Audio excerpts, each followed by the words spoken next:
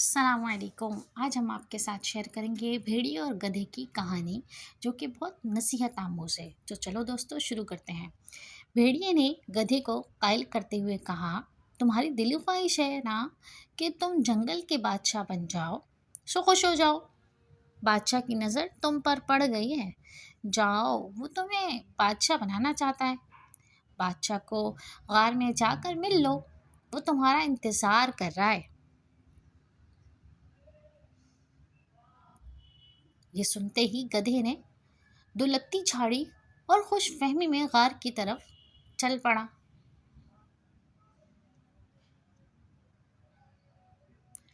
गार में पहुंचते ही भूखे शेर गधे पर झपट पड़ा, लेकिन गधे की खुशबख्ती के वो फरार होने में कामयाब हो गया। गार से बाहर आकर जंगल में गधे ने मक्कार भेड़िए की पास आकर शिकवा किया कि शेर के तो कुछ और ही इरादे थे।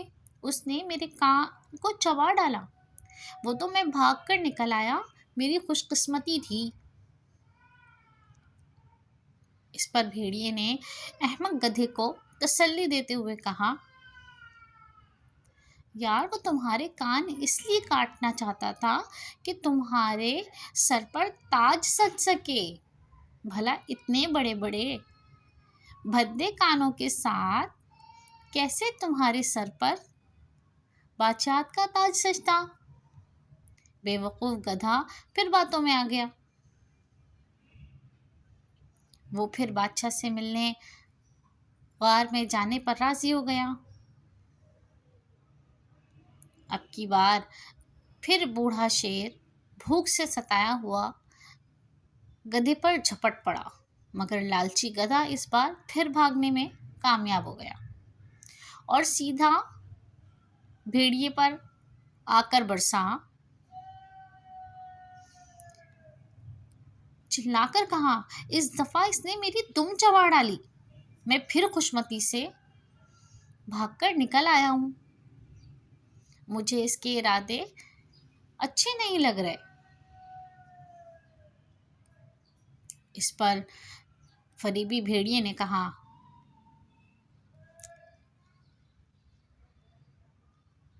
गधे को अपनी चिकनी चुपनी बातों में फंसाते हुए कहने लगा, अरे बेवकूफ, वो तुम्हारी दुम इसलिए काटना चाहता है ताकि तुम बादशाहत के तख्त पर आराम से बैठ सको। भला इस दुम के होते हुए तुम कैसे बादशाहत की नर्म गुदास गद्दी पर बैठ सकते हो। गधा अहमक था। अपने अहमकपन की वजह से वो इस चिकनी चुपड़ी फजूल बात में आ गया। गधा तीसरी बार फिर भेड़िए की बातों में आ गया, लेकिन अब की बार वो बादशाह से बच नहीं सका। वो गार में जूं ही दाखिल हुआ, शेर ने उस पर हमला किया और चश्म-ओ-ज़दन में गधे को चीर फाड़ कर रख दिया। मक्कार दुश्मन हमेशा सादा लोगों के दिल में छुपी ख्वाहिश को बुनियाद बनाकर उनका शिकार करते हैं।